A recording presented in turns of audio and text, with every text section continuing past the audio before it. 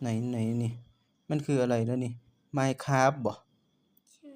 สร้างเมนเผาศพโอ้ยพี่น้องมีผู้ใดเป็นคือลูกข่อยบ่บ้านเมียงเอ้าจั่งใดเข้าไปเบิ่งดุยข้างในมันเป็นจั่งใดเอ้าเข้าไปเบิ่งมันมีหยังแหน่ข้างใน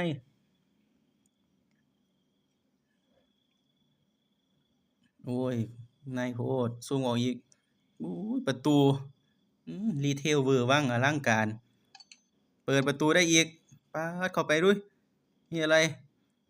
มืดตื้อๆเลยโอ้ยพู้นน่ะไหนดูช่องลมข้างบนสิข้างบนซูมเข้าไปนั่นเหลืองๆนั่นอะไรปองเม มี น ปองเมียนอีกควนทุยๆกำลังเผาศพบ่นี่ ไม่ยังไม่เผามันคือมีควนซั่นอ๋อมันเป็นควันตอนกลางคืนมันจะเปิดเองเหรอมันเป็นเมนไฟฟ้าเมนไฟฟ้าโอ้ยมันมีฮอดปล่องอากาศโอ้ยโพดโพโอ้โมบักเว่อเขาละสร้างอิหยังยิ่งใหญ่อลังการเจ้าของสร้างเมนโอ้ย